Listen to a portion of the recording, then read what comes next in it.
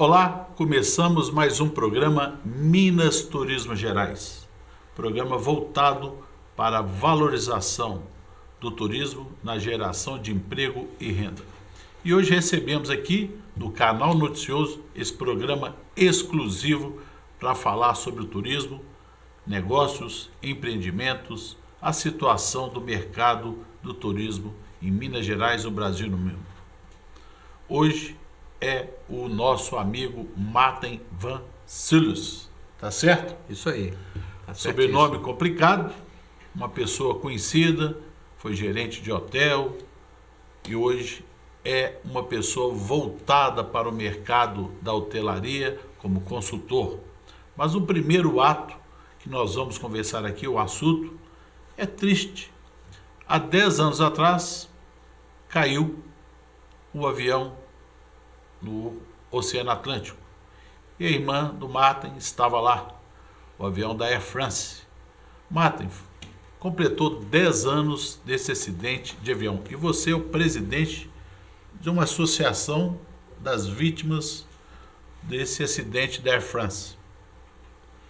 Sim, Serginho. É um prazer estar com você aqui nesse programa que eu assisto semanalmente. Recebo os links e sou um grande prestigiador do seu trabalho, realmente excelente. Você tem trazido pessoas aqui que são formadoras e de opinião e grandes fomentadoras, inclusive, de negócios. Em relação ao assunto do Air France, de fato, nós acabamos de passar por um momento que se repete há 10 anos, né? Que todos os anos, no dia 31 de maio, nós lembramos esse triste fato, inédito no mundo, né, da aviação, que foi a queda de um A330 da Air France com 228 ocupantes, entre tripulantes e passageiros. E desafortunadamente uma das minhas 3 irmãs era uma das passageiras, né, naquela situação no dia. Eu demorei a acreditar que isso fosse possível, né? Porque a gente já, né, como Viajou muito, né? Estamos sempre dentro de um avião e essa questão de acidentes aéreos é uma coisa que mexe muito com o nosso interesse, as histórias do passado e tal. E eu nunca imaginei que um dia eu seria protagonista de uma situação envolvendo a perda de um familiar, né? E aí realmente a coisa toma outra proporção. Eu, na época, fundei a Associação de Familiares, hoje eu sou vice-presidente, né? O Nelson Marinho é o nosso presidente, baseado por uma questão geográfica, ele fica no Rio e eu moro em BH.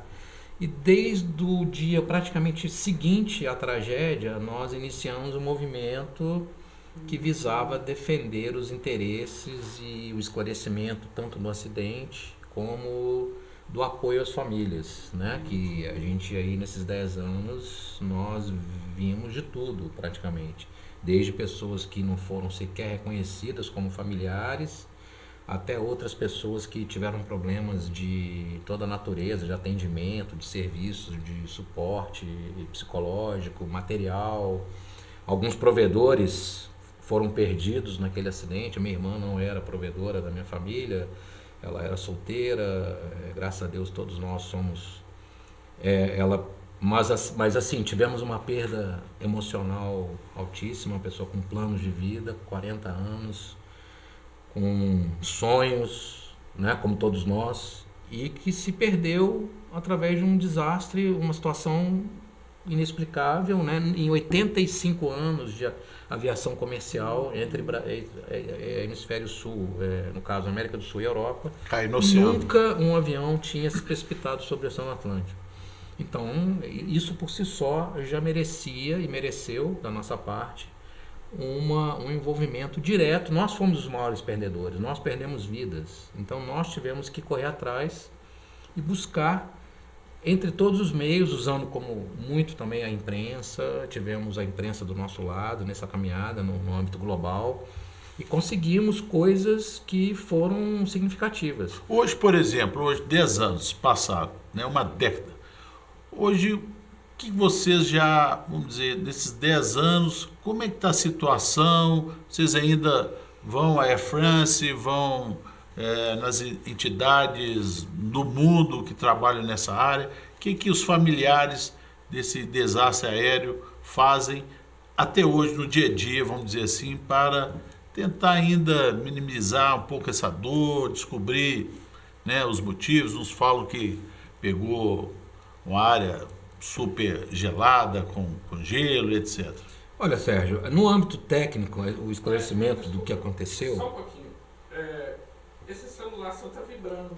Ah, tá, entendi. Você põe no chão... Botar no bolso. Ele Sério? trepida a mesa, né? Tremita aí a mesa. Mas tem que voltar tudo? Não, só começa a sua resposta. Tá, você dedita aí. Tranquilo. Pode começar. Pode Pode ir? Bom, Sérgio, o que acontece é Pode que começar de novo se você quiser. o que acontece é que o momento é diferente para quando se trata de uma tragédia envolvendo tantas famílias, tantas pessoas de culturas, de países diferentes, de situações de vida diferentes, existe uma diferença muito grande de como as pessoas trabalham isso ao longo do tempo. Para muitos há uma necessidade de se botar uma pedra em cima da questão e não ter tanta informação, não se envolver muito com as coisas mais profundas. No âmbito técnico, nós sabemos o que aconteceu. Já é notório, existe uma investigação que foi realizada. O relatório de perícia judicial da ação na França trouxe à luz um relatório oficial. Nós contestamos algumas questões desse relatório. Contratamos uma perícia secundária, alguns são os mesmos, inclusive, curiosamente, alguns peritos são os mesmos, mas alguns outros não. Tivemos uma, que a gente chama em francês, contra-expertise, que é um relatório que contesta alguns fatores da investigação oficial. Ele está anexado ao processo lá em Paris. Estamos acompanhando tudo isso lá, mas isso se resume a uma minoria de pessoas, né, das quais eu, obviamente, faço parte, porque represento familiares, né? Eu tenho um dever. Certo. E a minha decisão desde o primeiro dia foi de realmente fazer disso uma... Quantos brasileiros tinham no avião? 55. 55 brasileiros. Um tripulante que não estava em serviço, estava indo de férias para Paris, e 54 passageiros, né? Desses 54 passageiros, a nossa associação reúne aproximadamente 40, mas todos são informados de tudo que acontece, mas alguns preferem ser somente receptores do que acontece e não participarem ativamente. E eles entendem que estão, vamos chamar assim, a luta está em boas mãos. Então, assim, no âmbito técnico, o que aconteceu é público e notório. A gente tem todos os elementos já reunidos, né? Houve um problema de mau tempo, mas houve também um problema técnico de sistema, de entupimento de um sensor de velocidade que gerou parâmetros errados de velocidade para dentro da cabine, dos dois, piloto e copiloto. O piloto principal estava descansando, foi chamado quando o problema já era irrecuperável. Diferenças de leitura devido ao entupimento, porque os pitôs eles são de um lado do piloto e do outro. Um marcava uma velocidade, o outro marcava outra. Infelizmente, a que estava errada foi determinante para a manobra do avião. Então, o avião, que já estava numa situação crítica, ao receber o piloto automático desarmou em grande altitude, que já é um problema enorme, e aí o problema se agravou, porque na verdade, ao invés de reduzir a velocidade, de aumentar a velocidade do avião, ganhar sustentação, houve uma redução ainda maior da velocidade e o avião despencou, como a gente, assim, Usando o termo, né? Usando o termo, ele despencou em atitude de voo, ou seja, com uma inclinação levemente para cima, mas caindo. Talvez a gente possa dizer que as pessoas que estavam dentro do avião, pelo fato do avião estar em inclinação leve acima, não tiveram a percepção de que o avião estava caindo. Isso para muitas famílias, a grande pergunta sempre foi essa: o que as pessoas perceberam, o que elas sentiram? E nisso a gente tem um elemento que atenua um pouco essa sensação que a gente pode imaginar qual deva ser de você estar dentro de um avião e você estar caindo, né? No meio de uma noite escura, né? Ainda soma-se a isso uma turbulência. Então é uma situação muito crítica, isso mexe muito com o emocional. As pessoas muitas delas agora na cerimônia de 10 anos no Rio, onde eu pude falar um pouco em nome dos familiares. A emoção retorna, as feridas se reabrem, a saudade aumenta, as pessoas não têm aquela ideia de que foram 10 anos, parece que foi ontem. No caso da minha irmã, então, eu comento sempre que é inacreditável que possa ter passado tanto tempo. E principalmente, a gente precisa preservar as vidas futuras. Eu me engajei pessoalmente na luta em prol de familiares de outros casos, de outros acidentes. Estive na Malásia em 2015, num ano, exatamente no dia que o voo da Malásia que desapareceu completou um ano. O Chapecoense, TAM, o pessoal da Gol que caiu na Amazônia. Agora mais recente esse caso aí do Boeing, com os 2 Boeings, né? Da Etiópia e o outro lá na Indonésia, Lion Air e Etiópia. Então, assim, eu particularmente hoje tenho como quase que uma segunda ocupação minha, voluntária, a de dar suporte a famílias vitimadas por acidentes aéreos. Nesse programa hoje, né, o início, Minas Turismo Gerais, aqui no canal Noticioso, o Martin contando essa tragédia que aconteceu há 10 anos no avião da Air France. Para encerrar esse bloco, Martin, a tragédia sempre deixa a tristeza, mas o pouco que eu conheço de aviação e vejo e leio, mudou muito também, né? A aviação hoje, vamos dizer assim, hoje o pessoal está mais preparado, mais, vamos dizer, como poderia dizer, eles estão assim, temerosos ou precavidos. O que você sente hoje na aviação internacional principalmente? Olha, Sérgio e seu público ouvinte, né, que vive espectador, a segurança hoje ela vem em primeiro lugar em praticamente tudo que a gente faz, né? Nossa atividade do dia a dia, na nossa vida pessoal. Hoje a indústria automobilística é um exemplo disso, carros cada vez mais seguros, com vários itens de segurança. A aviação não é diferente. Os pilotos têm uma participação muito grande nisso, porque os pilotos voam o tempo todo e eles são os maiores envolvidos nessa. Não raros são culpados de coisas que acontecem na aviação. Então existe um movimento muito forte dos sindicatos e dos grupos, associações de pilotos que visam os fabricantes de aviões e as companhias aéreas introduzirem cada vez mais elementos rígidos de segurança. No protocolo de aviação, o piloto, se ele sente qualquer problema, existe qualquer possibilidade de algo estar errado, ele simplesmente não decola, né? E aí é uma decisão soberana do piloto. No Brasil, nós ainda padecemos um pouco ainda de uma legislação um pouquinho mais rígida no que diz respeito a isso, na minha opinião. A gente tem visto aí alguns acidentes de aviões de pequeno porte, né? Com artistas, com pessoas que não tem autorização. Recentemente um colega nosso, jornalista, Ricardo Boixá, foi vítima de um helicóptero que não tinha autorização para fazer táxi aéreo e era um helicóptero para filmagem somente, não para transportar passageiros. Isso ficou claro na investigação e vai ser elemento decisivo aí nos autos do processo. Agora, recentemente, um outro avião também de instrução, que seja um avião para você aprender a voar, para dar aula, aéreo, né? Usado para transportar uma pessoa que pagou pelo... Então, assim, nós precisamos no Brasil de leis, que eu acho que isso falar de leis no Brasil é quase redundante, né? Em todas as áreas, o grande problema são leis que não são muito rígidas, né? Em relação aos assuntos em geral, a violência...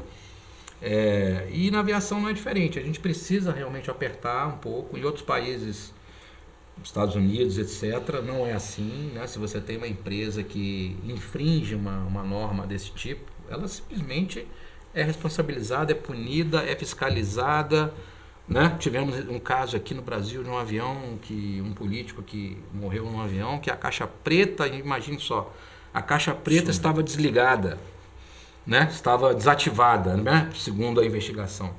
Então, nós temos ainda muito a fazer no âmbito aqui do nosso país. Mas a segurança, como você bem disse, ela tem sido um elemento que tem sido trazido para dentro dos aviões e dos procedimentos, das normas, com cada vez mais ênfase. Ou seja, há uma preocupação, porque hoje se voa cada vez mais, comparado com 20 anos atrás, a quantidade de voos de companhias aéreas, de passageiros transportados, aumenta exponencialmente no mundo todo. É o meio de transporte estatisticamente mais seguro do mundo, porém é o único que gera medo nas pessoas, né? Então eu sempre falo que a estatística não nos ajuda, porque todo mundo conhece alguém que tem medo de voar, né? Ninguém conhece alguém que tem medo de andar de trem, medo de andar de ônibus, andar de carro, mas tem medo de eu tenho medo de viajar de avião. Por quê? Os números são contra essa... São mais seguros, né? São mais seguros. Então, isso é um paradigma que não sempre vai existir isso. Então, de fato, para as pessoas que viajam, para os passageiros e principalmente para quem trabalha embarcado nos aviões, que voa o tempo todo, segurança não sai de cena e nem poderia. Pessoal, esse primeiro bloco conversamos sobre essa experiência que ele está tendo, 10 anos do falecimento da irmã dele no acidente aéreo da Air France. Saiu do Rio de Janeiro para chegar a Paris e infelizmente caiu no Oceano Atlântico. No próximo bloco, ele é especialista na área de hotelaria e vamos falar muito sobre o mercado de hotéis em Belo Horizonte, no Brasil. Olá, você está assistindo o canal Noticioso. Se inscreva no nosso canal. Clique nesse botão logo abaixo do vídeo. Aproveite também e clique no sininho ao lado para ser notificado assim que publicarmos novos vídeos. Dessa maneira, você sempre saberá dos novos lançamentos do nosso canal. Toda semana, novos vídeos falando, entre outras coisas, sobre cultura, música, cidadania, saúde, finanças, mobilidade e muito mais. Não se esqueça, se inscreva no nosso canal. Grande abraço. Voltamos com o programa Minas Turismo Gerais, aqui no canal Noticioso. Esse programa voltado para o desenvolvimento do turismo na geração de emprego e renda. Primeiro bloco, como vocês viram, falamos sobre aviação. E agora o Martin, especialista, ele é consultor da área de hotelaria. Martin, faz um raio-x sobre a situação da hotelaria em Belo Horizonte, Minas Gerais e no Brasil. Um raio-x sobre a situação. Bom, esse tema também, né, um tema do meu domínio. A minha atividade principal é de hotelaria, né? Sou executivo há 30 anos e desde 2009, aproveitando a lei de incentivo à Copa do Mundo em construção de hotéis em Belo Horizonte, juntamente com o meu sócio, abrimos uma empresa de consultoria, aproveitando o gap do desconhecimento de vários construtores, principalmente aqui em Belo Horizonte, que estavam, vamos chamar assim, se aventurando em construir hotéis de ótimo padrão, na maioria dos casos, porém alguns sem vocação nenhuma em termos de localização. Bons produtos construídos em lugares que não tinham, sob nosso entendimento, como conhecedores da cidade, conhecedores da área de hotelaria e toda a parte de mobilidade, inclusive urbana, existe projetos bons, razoáveis e projetos ruins. Nós tínhamos que orientar, fomos chamados para opinar sobre isso. A situação, usando aqui o mercado de Belo Horizonte, é muito clara. A gente teve uma enxurrada de novos hotéis que vieram por conta dessa lei, para ser mais exato, 43 hotéis novos que foram lançados, com mais 6.400 apartamentos. Isso quase dobrou a capacidade instalada que nós tínhamos antes, que era de 6.700 mais ou menos. Então nós pulamos de 6.700 para 11.900 leitos na verdade UHs, né? Apartamentos de hotéis. Leitos são sempre 2 por quarto, certo. Mas a unidade de medida da hotelaria é UH, né? Não é leito. Então o leito é importante para quem vai calcular o número de pessoas. Para nós que vendemos diárias de quartos, a gente calcula o número de UHs. Unidades hoteleiras. Bom, nós tivemos essa enxurrada aliada a uma crise que se deflagrou a partir do pós-Copa, gerou uma total recessão no mercado de hotelaria de Belo Horizonte. Hoje, em 2019, enquanto nós estamos aqui conversando, os hotéis de Belo Horizonte, nesse momento, estão praticando uma tarifa, uma diária, igual ou menor do que a de 2011. Tá, mas Belo Horizonte, comparando com outros estados, como é que está aqui Belo Horizonte com, vamos dizer, Rio de Janeiro, São Paulo, Recife?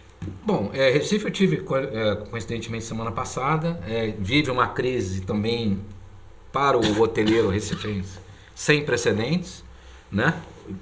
Reclamam da mesma coisa, de áreas baixas, uma ocupação, Abreu Lima parou, atividade industrial na região muito recessiva, o turismo se resume aí ao período de carnaval e agora essa época de festa junina gera alguma coisa porque o Nordeste tem esse apelo.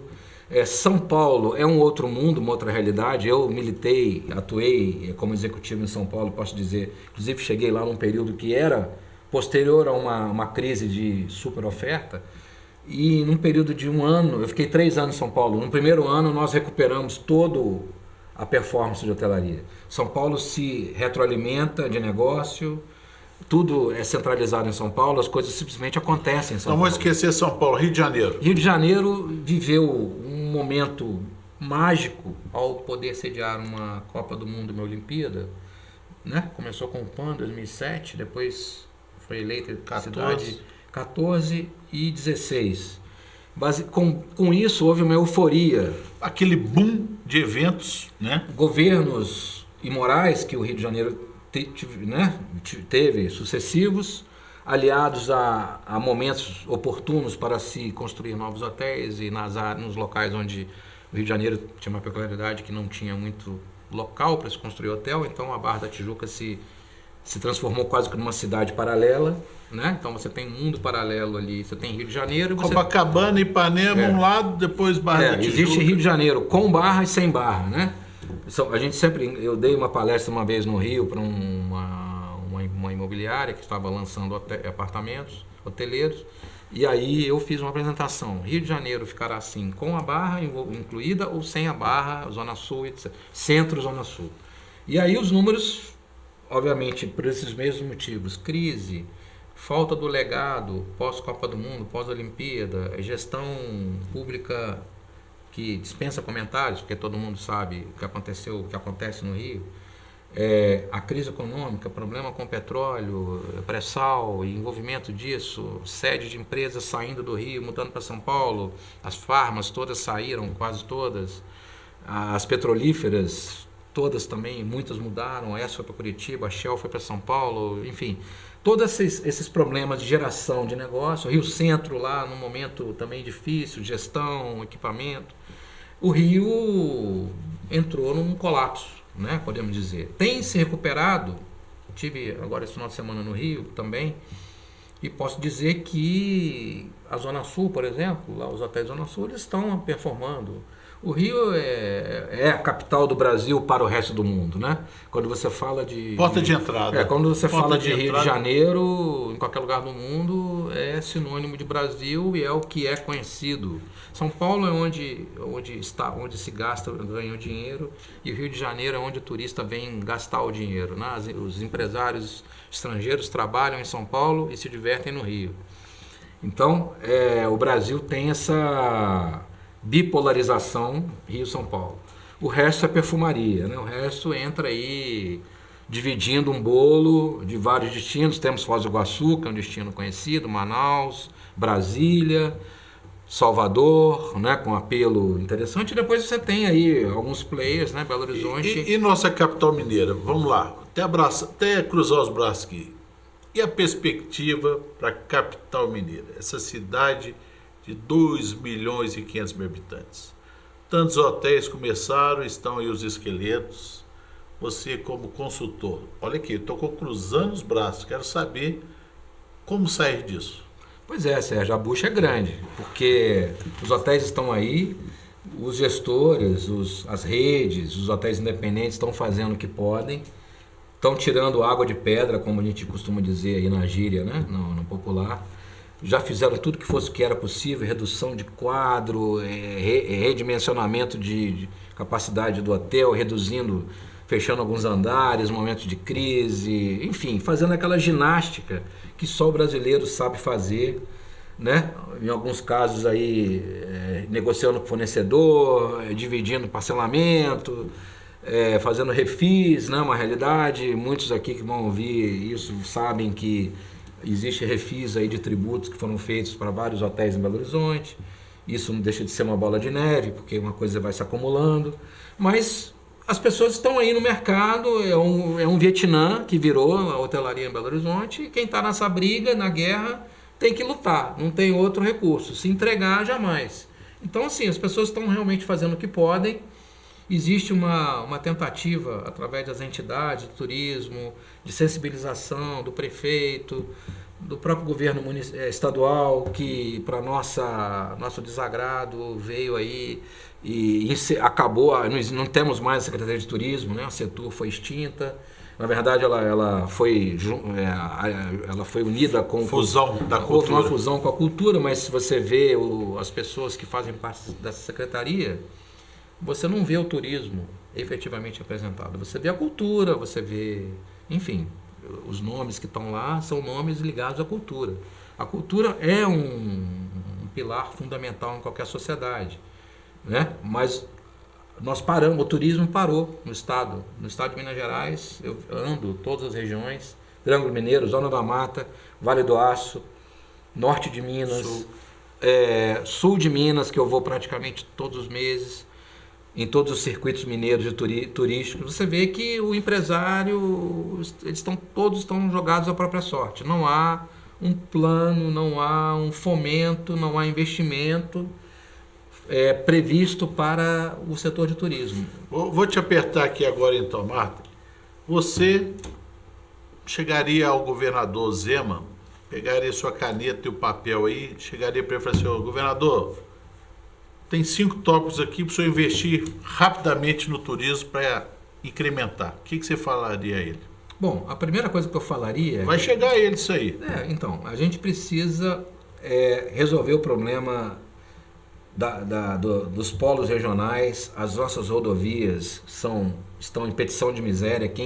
Outro dia eu fui com o nosso colega Marcos Valério a Ipatinga para organizar um futuro encontro. Ipatinga é 200 quilômetros, você gasta 5 horas para chegar lá. E aí a gente conversava no caminho. Como é que a gente organiza um evento para trazer pessoas de fora, de outros estados, inclusive palestrantes de primeira linha, para colocar ele numa estrada como essa aqui, para fazer esse percurso de 200 quilômetros em 5 horas? Como é que se atrai o negócio, como é que se atrai evento, congresso, seja ele até um congresso nacional, para uma cidade que tem essa dificuldade? Agora tivemos o Voo em Minas, que vai parar agora final do mês. Então não temos o modal rodoviário, ou se temos, ele está completamente defasado. O modal aéreo, né? As empresas aéreas de grande porte voam só para onde ela tem passageiro, ou seja, é viável, e onde tem aeroporto, onde tem logística. Então nós temos que investir em logística para o desenvolvimento. Temos que investir em logística, temos que investir em publicidade, propaganda. Minas Gerais tem que estar presente onde o turismo é vendido. Nos mercados emissores. Não adianta fazer publicidade dentro de casa.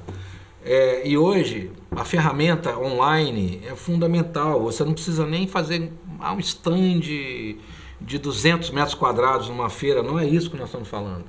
Nós temos que ter alguém ali focado, com vocação, que conheça, que saiba o que é turismo, conheça números, conheça os destinos, possa oferecer o produto Minas Gerais, o que tem, o que fazer, aonde fazer o congresso, qual a capacidade. Precisamos que o Expo Minas, tanto de fora como de Belo Horizonte, sejam viáveis. Hoje o que se cobra por esses espaços caro. É um convite para o organizador se você conversar com qualquer organizador de eventos, ele vai dizer que hoje o Expo Minas é um dos espaços mais caros do Brasil. Consequentemente, ele não consegue convencer aquele órgão, um conselho de medicina, um congresso, trazer o evento para cá. Faz o orçamento do evento, bota na ponta do lápis, fica muito mais caro do que Salvador, Fortaleza, Foz do Iguaçu. Então, assim, perde competitividade. Precisamos de uma política que seja atraente. E quando você quer trazer pessoas, você tem que conceder coisas. A regra é clara, né? Você você quer ganhar visibilidade, notoriedade, você não pode comprar alguém para vir aqui, você tem que conceder, você tem que ser concessivo. Não adianta você ser arrogante e dizer, não, meu preço é esse, quem quiser vir, vem, quem não quiser... Nós precisamos trazer pessoas de fora. Belo Horizonte tem uma distância geográfica maravilhosa. Você citou recentemente o nosso aeroporto internacional, embora tenha áreas de melhoria, estacionamento coberto, VLT ou BRT, que é padrão internacional, mas são coisas que se resolvem, e eu tenho certeza que vão se resolver. Mas nós temos um equipamento aeroportuário de primeiríssima grandeza. Precisamos resolver a problemática de Pampulha? Precisamos. Temos lá hoje quase que um parque ecológico de luxo, ali na cabeceira, ali na orla da lagoa. Né? Aquilo ali virou quase que né? Então, assim, precisamos de fato transformar os equipamentos que nós temos em coisas que sejam viáveis e, principalmente, fazer uma publicidade e ter uma política de precificação dos equipamentos que se torne Belo Horizonte atraente. Hoje, o mercado é sensível a preço, em tudo, em hotel, em transporte, em organização de eventos. Se a gente tiver isso, as coisas virão para cá. A cidade, capital quase que, uns dizem mundial, eu não diria isso, mas eu diria capital nacional de bares e restaurantes, né? Bons hotéis, excelentes hotéis, por conta desse boom que nós tivemos.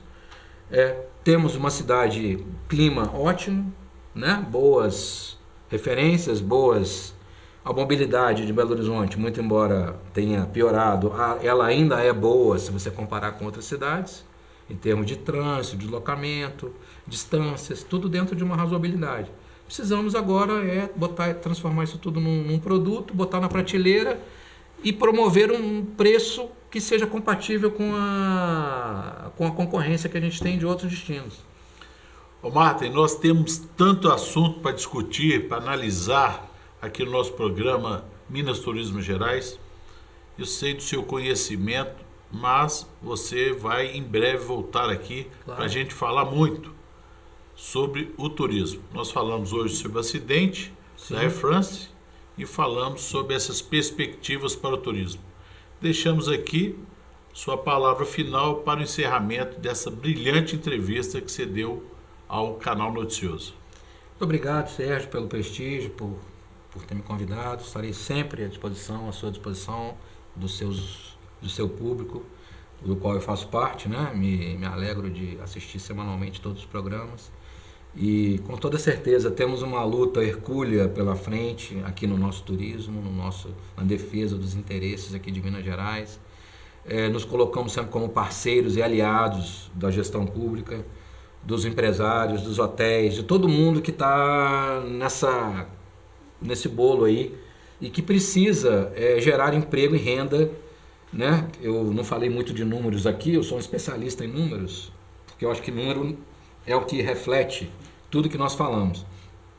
Hoje, dos 123 hotéis de Belo Horizonte e 3.800 de Minas Gerais, nós estamos falando de 7 milhões de pessoas no âmbito estadual que vivem do turismo, né? Não só da hotelaria, né? Estou falando dos empregos diretos gerados pela hotelaria, somados aos indiretos, porque a cada um emprego direto que a hotelaria gera, isso é estatística mundial, tá? Não sei o que estou dizendo. 6 empregos indiretos estão ligados a cada um direto. Você tem os fornecedores, padaria, quem faz sabonete, shampoo, toda a parte de alimentação dos hotéis, lavanderia, tudo envolve um mundo de pessoas. E hoje em Minas Gerais nós estamos falando de um público muito grande. Em Belo Horizonte, só em Belo Horizonte, são 25 mil pessoas trabalhando dentro dos hotéis. Se você multiplicar isso por 4, nós estamos falando de 100 mil pessoas no âmbito familiar que depende da sustentabilidade desse negócio. Então nós temos que batalhar por isso e nós temos que sensibilizar as pessoas e nos colocarmos como aliados de toda a cadeia produtiva. E esse é o nosso papel institucional, inclusive, como amante da hotelaria e de receber. O mineiro ele é muito talentoso na arte de receber as pessoas de fora, sempre houve isso, né?